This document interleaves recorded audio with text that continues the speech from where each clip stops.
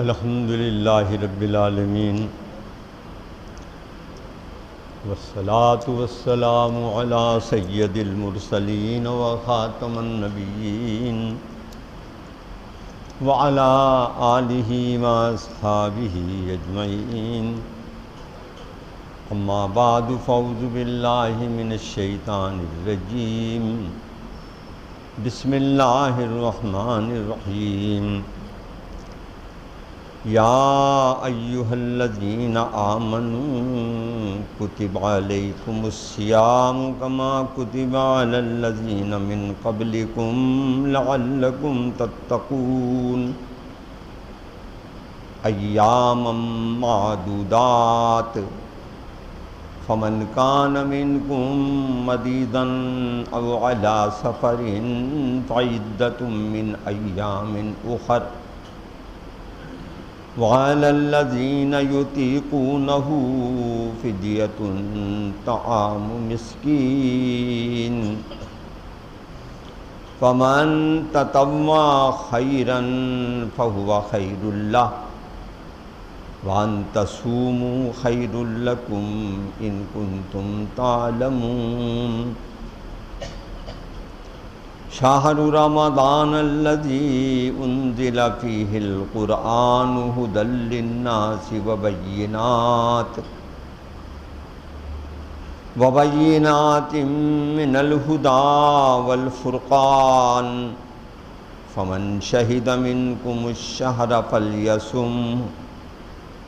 ومن کان مریضا او علی سفر فعدۃ من ایام اخر یرید اللہ بکم الیسر ولا یرید بکم العسر ولتکملوا العدۃ ولتکبروا اللہ علی ما ھداکم ولعلکم تشکرون۔ صدق اللہ مولانا العظیم۔ محترم بھائیوں، محترم بہنوں، ہمارا سلسلہ درس تو الحمدللہ سورہ المومنون سے جاری تھا، اور پچھلا درس ہم نے آیت نمبر 77 پر ختم کیا تھا، جس میں اس بات کا تذکرہ تھا کہ اللہ تعالیٰ اگر ان پر رحم کرے، اس وقت صورتحال یہ تھی کہ مکے والوں پر قحط کی صورت میں ایک عذاب نازل تھا، اور یہ نبی صلی اللہ علیہ وسلم کے ابتدائی دعوت کا زمانہ تھا، اور حضور اکرم صلی اللہ علیہ وسلم نے اللہ سے دعا کی تھی کہ اللہ حضرت یوسف علیہ السلام کے جیسے قحط سے میری مدد فرما۔ احادیث شریف میں آپ کی وہ دعا آئی ہے، لہذا مکے والوں پر 2 بار قحط کا عذاب آیا،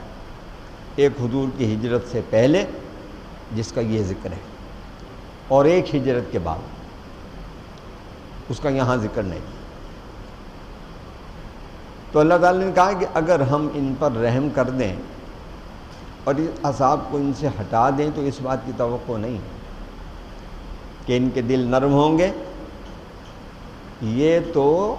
اپنی سرکشی میں اندھے ہو رہے ہیں۔ جس طرح فرعون پر جب عذاب آتا تھا آسمان سے کوئی اس قسم کا، تو حضرت موسیٰ کے پاس اس کے کارندے دعا کرانے کے لیے بھی آتے تھے، عذاب ٹل جاتا تھا تو پھر وہی صورت ہوتی تھی۔ اور جو لوگ اپنے نفس کی غلامی میں مبتلا ہو جاتے ہیں ان کی کیفیت یہی ہو جاتی ہے کہ جب کوئی تکلیف آتی ہے تو دوڑتے ہیں کہ کوئی اسے دور کرنے والا ملے، دور ہو جاتی ہے تو پھر انہی کاموں میں لگ جاتے ہیں، اور پھر کہتے ہیں یہ تو اتفاق تھا، بھائی خوشحالی ہو گئی، اتفاقاً بارش نہیں ہوئی، اتفاقاً راستے مخدوش ہو گئے، کسی نے راستہ بند کر دیا، غلہ نہیں آیا یمن سے، تو یہ اس طرح کی باتیں۔ تو بہرحال اس سلسلے کو ہم فی الحال اسی آیت نمبر 77 پر مؤخر کر رہے ہیں، جہاں آخری بات اللہ تعالیٰ نے یہ ارشاد فرمائی، یہ زاری کرنے والے نہیں ہیں یہاں تک کہ ان پر ہم اس شدید عذاب کا دروازہ نہ کھول دیں، لیکن وہ بھی جب کھلے گا اس سے بھی زیادہ یہ شدید عذاب دنیا میں مبتلا ہوں گے۔ یہاں آخرت کے عذاب کا ذکر نہیں ہے، تو بھی یہ نامرادی اور مایوسی کی طرف جائیں گے، جیسے شیطان کہ جب خدا کی دربار سے سزا کے طور پر دھتکارا گیا تو وجہ اس کے کہ اللہ سے معافی مانگ کے اپنا جرم معاف کراتا اور پھر اسی مقام پر آ جاتا، جیسے حضرت آدم علیہ السلام سے لغزش ہوئی، معافی کی درخواست کی، اللہ نے معاف کر دی۔ تو ابلیس اسے کہتے اسی لیے ہیں کہ عربی زبان میں بلس ابلاسن، یہ دو مصدر ہیں، ایسا مایوس ہو جانا کہ آدمی اپنی انانیت کے تکبر میں بھی مبتلا ہو اور نامرادی کی انتہا کو پہنچ کے مایوس ہو کے ہر برے سے برا کام کرنے پر آمادہ ہو جائے۔ انہوں نے کہا سزا تو ہونی ہے، لہذا ہم تو جو مرضی ہے کریں گے۔ لہذا یہ آیت نمبر 77 سورہ مومنون پر ختم کیا ہے۔ اللہ نے خیر عافیت رکھی، حیات عطا فرمائی، تو انشاءاللہ عید کے بعد ہم جو سلسلہ شروع کریں گے وہیں 78 نمبر آیت سے شروع کریں گے سورہ المومنون۔ آج میں نے جو آپ کے سامنے آیتیں تلاوت کی ہیں یہ 23واں رکوع ہے سورہ البقرہ کا، اور یہاں سے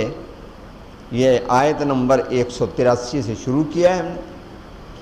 اور آیت نمبر 185 تک تلاوت کی۔ روزے کے احکامات، یعنی آج کا خطاب آپ سمجھ لیجئے کہ استقبال رمضان۔ ہو سکتا ہے کہ اللہ کی رحمتوں سے چاند آج ہو جائے اور کل روزہ ہو، کل نہ ہوا تو پرسوں تو لازمی ہے انشاءاللہ۔ تو لہذا روزے کے سلسلے میں، اس کے مسائل کے سلسلے میں، اس کے فضائل کے سلسلے میں سوچا یہ کہ یہ جو 4 جمعے یا 5 جمعے جتنے بھی اللہ عطا فرمائے ان میں اسی کے مسائل ہم بیان کریں۔ بات اللہ تعالیٰ نے یہاں سے شروع فرمائی کہ اے ایمان والے لوگوں، روزہ تمہارے اوپر لکھ دیا گیا، یعنی فرض کر دیا گیا۔ یہ ایک لازمی عبادت ہے، اور یہ تم نئے لوگ نہیں ہو۔ جب بھی کسی کو اللہ نے اپنی جماعت میں داخل کیا ہے، اپنا بنایا ہے، آج بنایا ہو یا کل بنایا ہو، بغیر روزے کے کسی کو نہیں چھوڑا۔ جس طرح ہم نے پہلوں پر کما کتب علی الذین من قبلکم، جو لوگ تم سے پہلے گزرے ہیں ان پر بھی روزہ فرض تھا، اور جب کسی کو کوئی بڑا مرتبہ اللہ نے عطا فرمایا انبیاء میں سے تو پہلے انہیں روزے رکھوائے گئے۔ یعنی حضرت سیدنا موسیٰ علیہ السلام کو پہلے 30 دن کے لیے معتکف ہونے کے لیے کوہ طور پر بلایا، پھر مزید 30 دن بڑھا دیے، اور 40 روزہ اعتکاف بھی تھا کوہ طور پر، اور 40 روزہ بھی تھا۔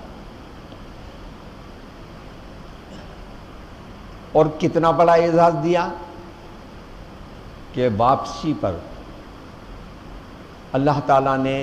احکامات عشرہ کہلاتے ہیں، 10 احکامات شریعت، پتھر کی تختیوں پر لکھے ہوئے حضرت سیدنا موسیٰ علیہ السلام کو عطا فرمائے گئے، جو وہ وہاں سے لے کے آئے، اور وہ تورات میں موجود ہیں، احکامات عشرہ۔ تو لہذا انہیں بھی روزہ رکھوایا گیا۔ پہاڑی کے واس سے پہلے حضرت سیدنا عیسیٰ علیہ السلام سے بھی روزے رکھوائے گئے، اس کی تفاصیل بھی اناجیل میں موجود ہے۔ نبی صلی اللہ علیہ وسلم پر ابھی وحی نازل نہیں ہوئی، روزے کے احکامات تو جا کے آئے ہیں سن 2 ہجری میں، ہجرت کے دوسرے سال، لیکن یہ نہ سمجھا جائے، اور نماز کے احکامات آئے ہیں 12 سال کے بعد شب معراج میں۔ لیکن یہاں ایک تھوڑی سی غلط فہمی عام لوگوں کے ذہن میں ہوتی ہے، وہ دور کرتا جائے۔ نماز بھی پہلے ہی دن سے تھی، نبی صلی اللہ علیہ وسلم کے روزے بعثت سے، اور روزہ بھی